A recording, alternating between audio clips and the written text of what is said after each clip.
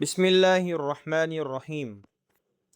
اسلام میں ایک سے زیادہ بیوی رکھنے کی اجازت کے دلائل اور لوجک۔ سوال: اسلام میں ایک سے زیادہ بیوی رکھنے کی اجازت کیوں ہے؟ اس کی عقلی اور نقلی دلائل کیا کیا ہیں؟ جواب: حامدا و مصلیا و مسلمہ، تقوی اور پاک دامنی کی حفاظت۔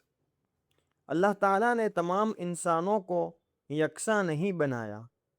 بعض مردوں میں قوت شہوت زیادہ ہوتی ہیں اور ایک بیوی ان کی ضرورت پوری نہیں کر سکتی۔ ایسے میں اگر دوسری شادی کی اجازت نہ ہو تو یہ مرد زنا جیسے بڑے گناہ میں مبتلا ہو سکتا ہے۔ اسلام نے زنا کا دروازہ بند کر کے نکاح کے دروازے کو کھول رکھا۔ یہ اسلام کی حکمت اور انسانی فطرت کی سمجھ کا ثبوت ہے۔ عورت کی ماہواری اور زچگی کا عرصہ: عورت پر ہر مہینے ایام آتے ہیں جن میں شوہر کے ساتھ صحبت جائز نہیں۔ اسی طرح وضع حمل کے بعد نفاس کا زمانہ ہوتا ہے جو کئی ہفتوں تک جاری رہتا ہے۔ ان تمام اوقات میں مرد کے لیے کوئی جائز راستہ نہیں رہتا۔ اسلام نے اس فطری ضرورت کو سمجھتے ہوئے دوسری شادی کی اجازت دی تاکہ مرد گناہ کی طرف نہ جائے۔ گرم ممالک میں لڑکیوں کی جلدی بلوغت: گرم ملکوں میں لڑکیاں بہت جلد بالغ ہو جاتی ہیں اور نسبتاً جلد بڑھاپے میں بھی داخل ہو جاتی ہیں۔ ایسے میں جب پہلی بیوی کا جوبن اور خوبصورتی ڈھل جائے تو گھر کے معاملات درست رکھنے کے لیے مرد کو ایک اور ہمسفر کی ضرورت پڑتی ہے۔ یہ ایک فطری اور عملی ضرورت ہے۔ دنیا میں عورتوں کی تعداد مردوں سے زیادہ۔ مردم شماری کے عدد و شمار سے ثابت ہے کہ دنیا بھر میں عورتوں کی تعداد مردوں سے زیادہ ہے۔ پہلی جنگ عظیم سے پہلے برطانیہ میں 12,33,000 عورتیں ایسی تھیں جن کے لیے کوئی خاوند نہیں مل سکتا تھا۔ فرانس میں 1,900 کی مردم شماری میں عورتوں کی تعداد مردوں سے 4,35,000 زیادہ تھی۔ اگر ایک مرد صرف ایک بیوی رکھے تو یہ لاکھوں عورتیں کہاں جائیں گی؟ تعدد ازواج ہی ان کی باعزت زندگی کی ضمانت ہے۔ جنگوں میں مردوں کی ہلاکت: جنگوں میں لاکھوں مرد ہلاک ہو جاتے ہیں جبکہ عورتیں بڑی تعداد میں زندہ رہتی ہیں۔ جب تک دنیا میں مختلف قوم آباد ہیں ایسے واقعات ہوتے رہیں گے۔ اگر تعدد ازواج کی اجازت نہ ہو تو یہ بیوہ عورتیں کس کے سہارے زندگی گزارے گی؟ ان کو باعزت گھر اور سہارا دینے کا واحد جائز راستہ تعدد ازواج ہے۔ پہلی بیوی کا لا علاج مرض: اگر پہلی بیوی ایسی بیماری میں مبتلا ہو جائے کہ ہمیشہ کے لیے بستر پر ہو اور خاوند سے تعلق ممکن نہ رہے تو مرد کے لیے زندگی بھر صبر بہت مشکل ہو جاتا ہے۔ ایسے میں اگر دوسری شادی کی اجازت نہ دی جائے تو وہ یا تو ناجائز تعلقات قائم کرے گا یا پہلی بیوی کو طلاق دے گا۔ اسلام نے تیسرا راستہ دیا، دوسری شادی، تاکہ پہلی بیوی بھی گھر میں رہے اور مرد بھی گناہ سے بچے رہے۔ عورت کی رفاقت اور خوشی کا حصول: انسانی فطرت میں رفاقت اور خوشی کی چاہت ہے۔ اگر کوئی عورت اپنے خاوند سے یا رفاقت حاصل نہیں کر سکی اور خاوند کو دوسری شادی کی اجازت نہ ہو تو وہ عورت ناجائز راستے کی طرف جا سکتی ہے۔ تعدد ازواج اس صورت میں دونوں کے لیے فائدہ مند ہے، ایک کو رفیق ملتا ہے اور دوسری کو باعزت گھر۔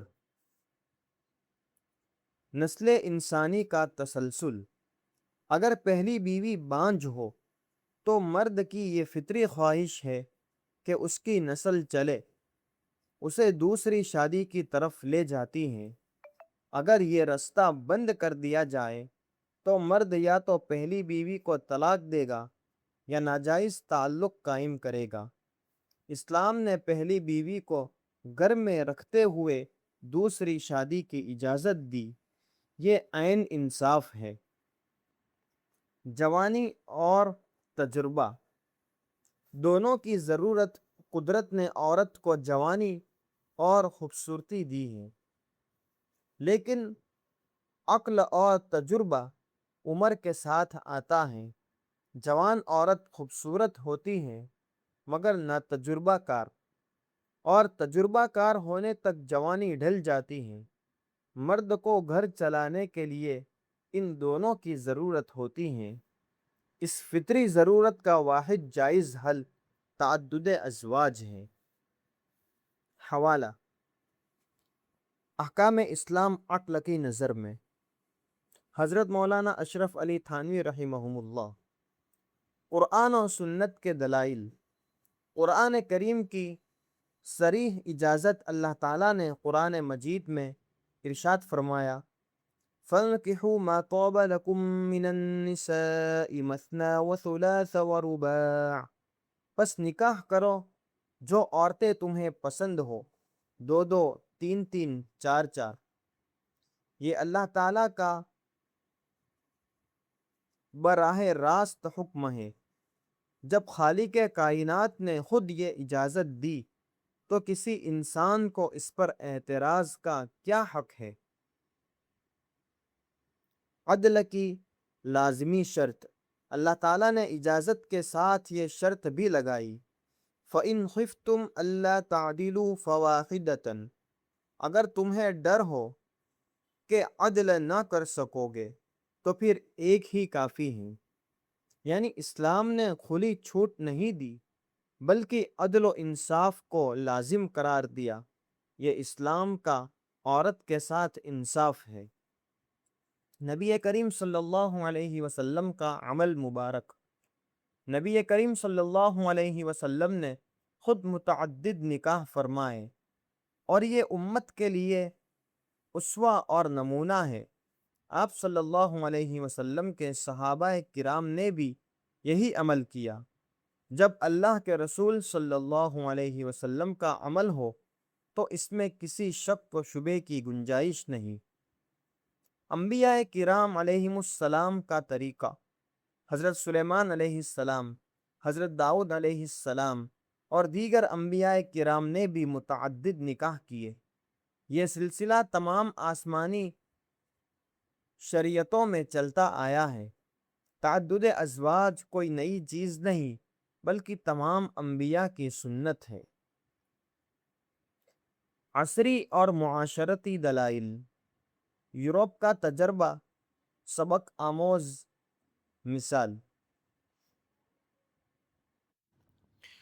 یورپ نے تعدد ازواج کو غیر قانونی قرار دیا لیکن اور دشتہ رکھنے کی قانوناً آزاد چھوڑ دیا۔ نتیجہ یہ نکلا کہ وہاں عورت کی عزت اور حقوق مزید پامال ہوئے۔ وہ نہ بیوی کہلائی، نہ اسے نفقہ ملا، نہ وراثت، نہ اولاد کا نسب۔ اسلام نے اس کے برعکس رکھیل کی بجائے باعزت بیوی بنانے کا حکم دیا اور عورت کے تمام حقوق محفوظ کیے۔ عورت کے قانونی حقوق کی ضمانت، تعدد ازواج میں ہر بیوی کو مکمل قانونی حقوق ملتے ہیں۔ نفقہ، رہائش، وراثت میں حصہ اور اولاد کا جائز نسب، یہ تمام حقوق کسی ناجائز تعلق میں ممکن نہیں۔ پس اسلام نے عورت کو ذلت سے بچا کر عزت کا مقام دیا۔ بیوہ اور مطلقہ عورتوں کی کفالت۔ ہر معاشرے میں بیوہ اور مطلقہ عورتوں کی ایک بڑی تعداد ہوتی ہے جو بے سہارا ہوتی ہیں۔ تعدد ازواج ان کی باعزت کفالت کا بہترین ذریعہ ہے۔ اگر یہ رستہ بند ہو جائے تو یا تو یہ عورتیں بھوک و ذلت میں زندگی گزاریں یا ناجائز رستے اختیار کریں۔ اسلام نے انہیں گھر اور عزت دونوں دیے۔ خلاصہ، اسلام میں تعدد ازواج نہ ظلم ہے نہ عورت کی تذلیل، بلکہ یہ انسانی فطرت، معاشرتی ضروریت اور عورت کے حقوق کی حفاظت کا ایک حکیمانہ نظام ہے جو اللہ تعالیٰ نے اپنی لامحدود حکمت سے مقرر فرمایا ہے۔ اللہ تعالیٰ ہمیں اور ہمارے نان مسلم بھائیوں کو اسلام کے احکام کو سمجھنے اور ماننے کی اور UCC قانون رد کرنے کی توفیق عطا فرمائیں۔ واللہ اعلم بالصواب۔ مفتی عمران اسماعیل میمن حنفی، استاد دارالعلوم رامپورہ سورت، گجرات، انڈیا۔ اس جیسے مسائل کو حاصل کرنے کے لیے ہمارے اس چینل کو سبسکرائب کریں اور زیادہ سے زیادہ لوگوں کو شیئر کریں۔ السلام علیکم ورحمۃ اللہ وبرکاتہ۔